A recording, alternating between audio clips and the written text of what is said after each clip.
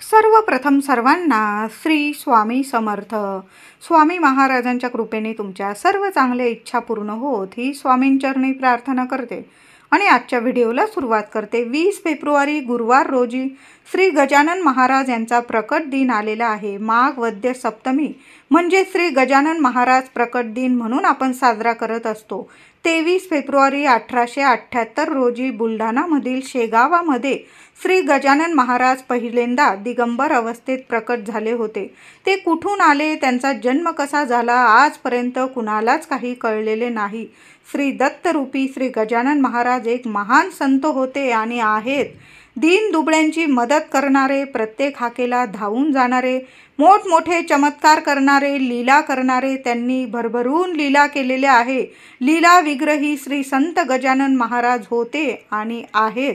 संपूर्ण जगातून लोक शेगावात जाऊन महाराजांचे दर्शन घेतात. आपण दर्शन घेतो महाराजांचं आणि महाराज सुद्धा प्रत्येक व्यक्तीच्या भक्तीला हाकेला नक्कीच धावून जातात. विजय ग्रंथ श्री गजानन महाराजांची सर्वात प्रभावी सेवा आहे. बघा, उद्या 20 फेब्रुवारी गुरुवार रोजी श्री गजानन महाराजांचा प्रकट दिन आलेला आहे.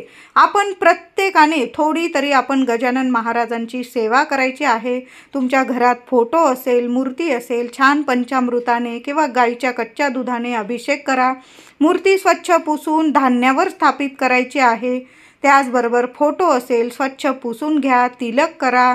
आपण चंदनाचा तिलक किंवा अष्टगंधाचा तिलक लावायचा आहे. फोटोला सुद्धा धूप दीप एक अखंड दिवा आपल्या महाराजांसमोर लावून ठेवायचा आहे आणि आपल्याला श्री गजानन महाराजांचं विजय ग्रंथाचं पारायण करायचं आहे. कुणी 1 दिवसाचं करतं, कुणी 3 दिवसाचं, कुणी 7 दिवसाचं. म्हणजे 1 दिवसाचं करत असाल तर 1 ते 21 अध्याय एका बैठकीत आपल्याला पठण करायचे आहे. तुम्ही 3 दिवसाचं पारायण करत असाल 7-7-7 3 दिवसात रोज 7 अध्याय तुम्हाला वाचायचे आहे. तुम्ही 7 दिवसाचं पारायण करत असाल तर रोज आपल्याला 3 अध्याय असे 7 दिवसात 21 अध्याय पठण करायचे आहे. महाराज आहे, तोडक्या मोडक्या सेवेने सुद्धा महाराज खूप प्रसन्न होतात. आपण फक्त भक्तीने आणि आपल्या सेवेने आपल्या महाराजांना हाक तर मारून बघा. प्रत्येक हाकेला महाराज इतके साधे भोळे आहेत ना की आपल्या लेकरांना कधीच पाठ दाखवत नाही. श्री गजानन महाराज प्रत्येक हाकेला आपल्या धावून जातात. सगळ्यांनाच अनुभव आहे, मलाच नाही, तुम्हाला सुद्धा अनुभव असेल. महाराज प्रत्येक क्षणाला आपल्या हाकेला नक्की धावून जातात. जसे आपले स्वामी तसेच आपले गजानन महाराज आहे. बघा, गजानन महाराजांचा प्रकट दिन आलेला आहे. जेवढी सेवा जमेल ना तेवढी नक्की करायची आहे. घरात सुद्धा सेवा करायची. तुमच्या घराजवळ जर मंदिर असेल महाराजांचं, गजानन महाराजांचं, तिथं नक्की जायचं आहे. काहीतरी नैवेद्य, गोडधोडाचा नैवेद्य घेऊन जा. गजानन महाराजांना पंचापक्वान्नाचे तुम्ही नैवेद्य नाही दाखवले ना, अगदी साधे भोळे महाराज साध्या भोळ्या जेवणाने सुद्धा खूप प्रसन्न होतात. तुम्ही महाराजांना पिठलं भाकरीचा नैवेद्य घेऊन जा आणि घरात सुद्धा देवघरात आपल्याला गुरुवारी 20 फेब्रुवारीला अगदी साधी सोपी भाकरी कसलीही बनवा. ज्वारीची बनवा, बाजरीची बनवा, या 2 भाकरींपैकी किंवा नाचणीची बनवा. आणि आपल्याला पिठलं बनवायचं आहे. कांदा, एखादी मिरची, छान असा साद्र संगीत एखादा गोडाचा शिरा बनवा आणि छान अशी सात्विक भोजनाची थाळी आपल्याला नैवेद्यात दाखवायची आहे. तो नैवेद्य नंतर आपण सर्वांनी घरातल्या व्यक्तींनी प्रसाद स्वरूप खायचा आहे. तुम्ही जर मंदिरात गेला तर तिथं जर तुम्हाला पिठलं भाकरीचं वाटप, अन्नाचं वाटप करायचं असेल तर गजानन महाराजांचं नाव घेऊन अन्नदान नक्की करा. सर्वात श्रेष्ठ दान आणि महाराजांना अगदी प्रिय आहे हे दान, म्हणून अन्नदान करायचं असेल तर या दिवशी पिठलं भाकरी असं दान करा. किंवा तुम्हाला इतर प्रसादाचा गोडधोड शिरा दान करायचा असेल, अन्नदान, तर तुम्ही तसं सुद्धा दान करू शकता. यामुळे महाराज खूप प्रसन्न होतात. गजानन महाराज खामगाव तालुक्यातील शेगावमध्ये माघ वद्य सप्तमीला पहिल्यांदा प्रकट झाले. या गावात पातुरकर नावांच्या व्यक्तीच्या घरी त्यांच्या मुलाची ऋतुशांती सुरू होती. म्हणजे हा कार्यक्रम सुरू होता. त्यांच्या घरात जेवणाच्या पंक्ती उठत होत्या, मोठमोठ्या पंक्ती, आणि उष्ट्या पत्रावळ्या उकिरड्यावर टाकल्या जात होत्या. दुपारची जेवणाची वेळ होती अचानक एक तेजस्वी तरुण तेथे अवतरले आणि उष्ट्या पत्रावळीतील अन्न ते ग्रहण करू लागले, खाऊ लागले. हे सर्व पाहिले बंकटलाल अग्रवाल आणि दामोदर कुलकर्णी यांनी हे सर्व प्रथम पाहिले. त्यांना पहिल्यांदा वाटले की हा कोणी विक्षिप्त असेल, पण त्यांनी जेव्हा त्यास पातुरकरांकडून एक पंचपक्वान्नाचे भरलेले ताट आणून दिले, तेव्हा गजानन महाराजांनी ते सर्व पक्वान्न एकत्र करून खाल्ले आणि त्यांनी जनावर ज्यातून पाणी पीत होते त्यातून ते पाणी पिऊ लागले. तेव्हा दामोदरांनी त्यांना अडवले आणि त्यांना सांगितले की तुम्ही हे गढूळ पाणी पिऊ नका. तेव्हा गजानन महाराजांनी त्यांना सांगितले, कुठं दिसत आहे तुला गढूळ पाणी?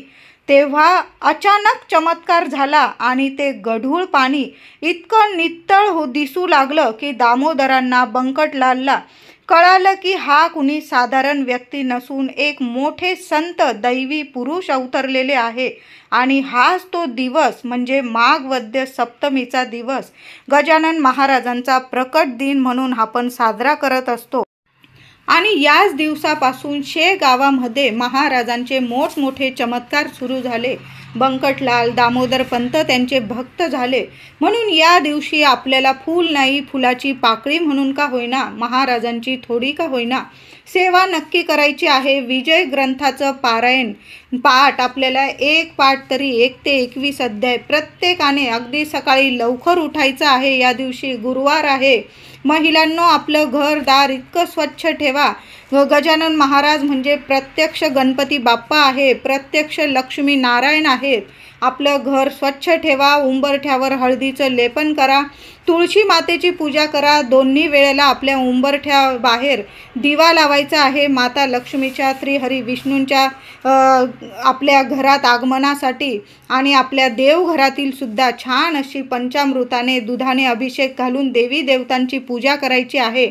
आणि एक अखंड दिवा आपल्या देवघरात महिलांनो जरूर लावून ठेवायचा आहे.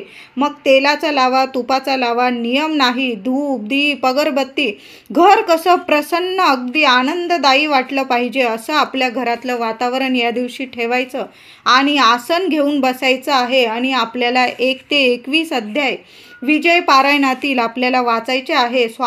महाराजांचं हे विजय पारायण आपल्याला 1 पाठ तरी या दिवशी करायचा आहे. लहान लेकरं असतील, तुम्ही 7 अध्याय वाचले या दिवशी किंवा 3 अध्याय वाचले, मग तुम्ही 3 दिवसाचं पारायण करा किंवा 7 दिवसाचं पारायण करा. पुढील बुधवारपर्यंत तुम्ही पारायण करू शकता. म्हणजे महाशिवरात्रीपर्यंत तुमचं 1 पारायण पूर्ण होऊन जाईल. बघा, 20 तारखेला तुम्ही जर सुरू केलं विजय ग्रंथाचं पारायण, तर 26 तारखेला महाशिवरात्री, त्या दिवशी तुमचं 1 पारायण, विजय पारायण नक्की पूर्ण होईल.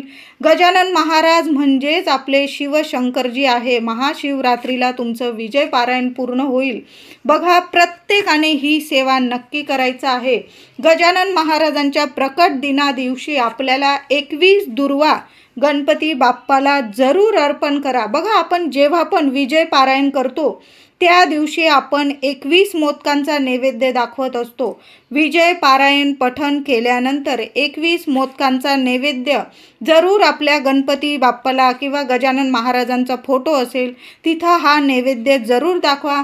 आता मोदकांचा नैवेद्य नाही जमला तुम्हाला तर मग काय करायचं, 21 दुर्वा घ्यायच्या, स्वच्छ धुवून घ्यायच्या. 21 दुर्वांची एक जुडी करायची, त्याला हळदी कुंकू लावायचं आणि ते गणपती बाप्पाला ती जुडी अर्पण करायची आहे. आपल्याला आपल्या केलेल्या म्हणजे विजय ग्रंथ पारायण केल्याचं संपूर्ण फळ गजानन महाराज लगेच देतात. कितीही संकटात असू द्या मनुष्य, त्यावर मार्ग महाराज नक्की काढतात. कोणत्या ना कोणत्या रूपात येऊन आपली मदत करून देतात महाराज. गजानन महाराजांच्या प्रकट दिनी जर तुम्हाला कुठलीच सेवा नाही जमली तर फक्त हे 2 शब्द दिवस रात्र जपायचे आहे तुम्हाला. स्वतः महाराजांनी, गजानन महाराजांनी हे शब्द आपल्याला, मंत्र आपल्याला दिलेला आहे. गणगण गणात बोते, गणगण गणात बोते. संपूर्ण विश्व ब्रह्मांड समावलेलं आहे. या शब्दांमध्ये. म्हणून महिला असो, पुरुष असो, विद्यार्थी असो, कितीही संकटात असाल, महाराजांना या 2 शब्दांनी हाक मारून तर बघा. गणगण गणात बोते. महाराज प्रत्येक क्षणी हे 2 शब्द उच्चारत असे. म्हणून गणगण गणात बोते हे शब्द या दिवशी दिवस रात्र अगदी लवकर उठायचं आहे आणि महाराजांना या शब्दांनी, या मंत्रोच्चारांनी महाराजांना जरूर हाक मारायची आहे. श्री गजानन महाराजांच्या या नामात सुद्धा खूप खूप ब्रह्मांड सामावलेला आहे. श्री म्हणजे श्रीमंत, गरीब असा भेदभाव शेगावी कधीच नसे. म्हणून श्री गजानन माऊली प्रत्येक भक्तांच्या मनी वसे. ग म्हणजे गहीवरून येते, जेव्हा जातो दर्शनवारीला त्रिवार नमस्कार असे माझ्या श्री गजानन माऊलीला. जा म्हणजे जाणीव होते, श्री क्षेत्र शेगावी जाता श्री गजानन माऊली असती आपल्या पाठीशी सदैव आता. न म्हणजे नमवून मस्तक मागणे हेची असे, त्यांच्यापाशी सतत सेवा घडो माऊली तुझ्या चरणांशी. न म्हणजे नयन ते प्रेमळ असा होतो भास, लीला केल्या अनंत तारितो अजूनही आपल्या भक्तास. म म्हणजे मम सदैव योग आला समर्थांची करण्या भक्ती, ढोंगी लबाड लोकास दाविली श्रींनी आपली प्रचिती.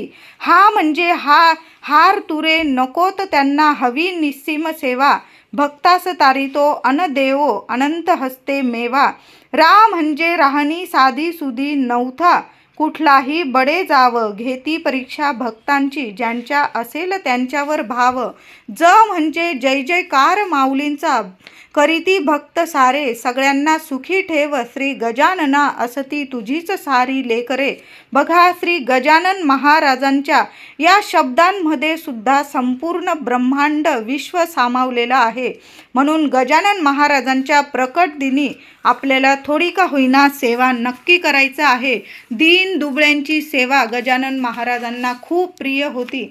काही नाही जमलं ना, मंदिराबाहेर कुठल्याही मंदिरात जा तुम्ही. या दिवशी आपल्या घराजवळ जर गजानन महाराजांचं मंदिर असेल तुमच्या घराजवळ, तिथं जाऊन महाराजांचं दर्शन घ्यायचं आहे. नैवेद्य दाखवा, फळ फूल तुम्हाला जे न्यायचं, महाराजांना सर्व प्रिय आहे. आपल्या भक्तांची वेडी वाकडी तोडकी मोडकी सेवासुद्धा महाराजांना प्रिय आहे. आणि मंदिराबाहेर एखादा गरीब व्यक्ती ज्याला खरंच गरज आहे अशा व्यक्तीला खायला प्यायला तुम्हाला द्यायचं आहे. पैसा वगैरे दान करण्यापेक्षा मी म्हणेल अन्नदान सर्वात श्रेष्ठ दान मानलं जातं. कारण आपण पैसा देतो आणि तो पैशाचा जर दुरुपयोग झाला तर मग त्याचं पाप आपल्याला लागू शकतो. म्हणून तुम्ही द्यायचं असेल काही दान तर अन्नदान करा. आता पैसा दान केव्हा करावा? ज्याला खरंच काहीतरी गरज आहे, शिक्षणासाठी गरज आहे, काहीतरी खूप गरज आहे, अशाच व्यक्तीला जाणीवपूर्वक करून मग आपल्याला पैसे दान करायचे आहे. नाही तर अन्नदान सर्वात श्रेष्ठ दान असतं.